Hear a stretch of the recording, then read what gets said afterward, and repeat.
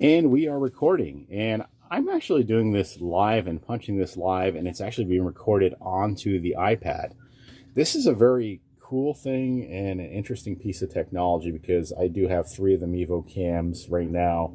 But for this particular video, I thought it was kind of neat to illustrate how you can get this app and connect all these Mevo cameras. And I'll go grab one in a minute if you want to see a secondary look at one. I did do an earlier review on what they were. Maybe I didn't show the camera. I'm getting older, so I get forgetful about certain things, so you know how it goes.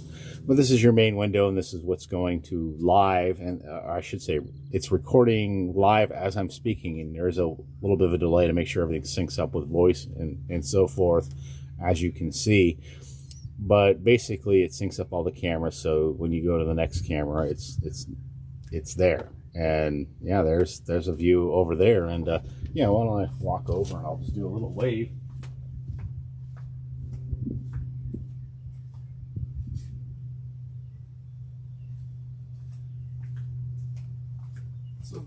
Yeah, that was live. I just walked over, and that's just kind of sitting on my grill right now and recording my one little area there. And I think I bumped this other camera, but I'm not even on that at this point.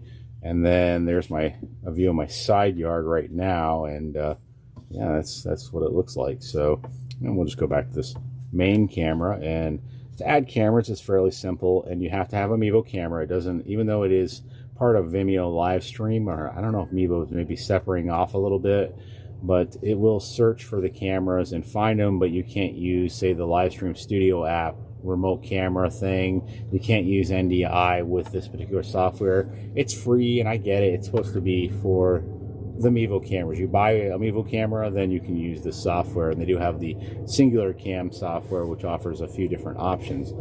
But the neat thing about this whole deal is, other than switching between different cameras and being able to do it live, if you got 4 cameras, I mean, this is kind of, you know, a neat little thing, is the fact that you can add graphics. And if I want to add, say, let's just say a lower third, let me just put let's do as the helicopters fly by.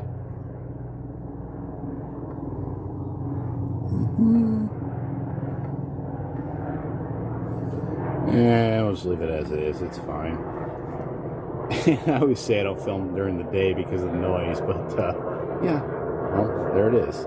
And bam, I am here. And that's all there is to that. I mean, I just go in, I can hit that graphic, and then if I want to pull it out after or get rid of it, then I just tap it again and it's out. I can go back to my cameras, and simple as that. It's a neat little mobile app that you pretty much, as long as you have a router system where you're working and it's dependable, you can pretty much do a live production and have multi-cameras to switch to different ones, and that's really neat. And you can go live to Facebook or YouTube or you know, any of the ones, Vimeo, I should say Vimeo live stream, because they do make these cameras, and a few others. So it's really neat, but there is some drawbacks to the app. Oh, and there's audio adjustments for the cameras if you're using the and I'm not sure how it would work if you actually wanted to use audio from a pure source like a mixer or whatever versus using the camera audio, because I honestly don't know, as I'm recording this, how this sounds. I've never really listened to it. I haven't tried that yet, because usually any situation I've used these newer Mevo Start cameras on, it's usually audio that's processed through a mixer or so forth. But so far, I mean, this is pretty cool. And I could just hit live, and I think it would go live too. But the problems with this software is, this is obviously made for an iPhone. It's not made for the iPad, and really it should be landscape. And you have a little more real estate, and maybe they'll have a few more icons. Maybe as it progresses, they'll get a little bit smarter with the software and offer the option that instead of just 4, you can have up and not have to have toggle through different things if you want to have graphics or whatever. I'm sure that's coming along eventually. This is fairly new from what I can tell, and so far well executed. I mean, that is kind of neat that I can just switch from different cams, and that's pretty much it for this one. But I did promise one thing, if we can just hang on for 1 second. And if you're wondering why that one camera went blank, it's because I have my hand over it, because I don't want to give away too much. That'd be no fun. But this is the Mevo Start Camera, and as you can see, it's just a little camera. It's got an indicator for battery. It's a power button, which also doubles as a record button if you have a card in here, or you can reprogram the button to do other stuff. It does have some kind of audio. I'm not sure if that's for a microphone or whatever. It's just a 3.5 millimeter. Kind of cool. The identification of bombs is to identify which camera it is. They each have unique names. You got your charging port / if you want constant power, and I think if you want to hook it up to your computer and use it as a live cam, you can, which is pretty cool. And then of course your micro SD, excuse me. And on the bottom, this is one of those things that there was a big complaint on these cameras that, oh, it won't fit this or that. I mean, you have your 3/4, you have different options, but you can unscrew this and just screw this into a standard microphone type stand too. I usually don't use the actual things in here because most of my stuff is rigged for quarter. I said 3/4, but 1/4 inch rigs. So I hadn't taken them off, but in other situations that they use them on the stands that they give you with them or sell them with them, I usually take that right out and just put them in a safe place. But they are adaptable, and I think there's another fitting on the other side. If you screw it in the opposite way, it gives you another type of fitting as well, which is pretty dang genius. And as we look out here, yeah, the sun has set in Florida. It's just after 8:30. Our sun sets a little earlier here in the summer. In the wintertime, actually, our sunsets last a lot longer compared to the rest of the world, but well, the rest of the United States, I should say. But yeah, right now this is where we're at. It's at about 8:30 on May 24th of 2021. Okay, so quick addendum here. I forgot to cover a couple things. I just rewatched the video actually on the iPad, which was pretty neat and looked and sounded good as far as I could tell from the iPad speakers. But I left the camera I had sitting on the actual bar here, and it was just pointed at nothing, and it was just a kind of a crude ending. So I decided to kind of redo this ending and finish it off proper. If you don't like this kind of sort of thing, I do have other videos, of course, that may interest you, including retro tech and other stuff, even into the well into the 2000s, and not so long ago as maybe 6-7 years ago.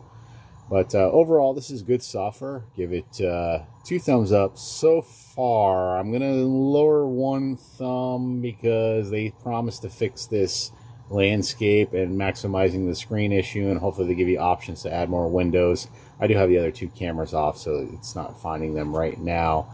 But overall, you can use this app for other things. You can use the older Mevo cameras, the round ones that they offered. You can use those with this app, as far as I know.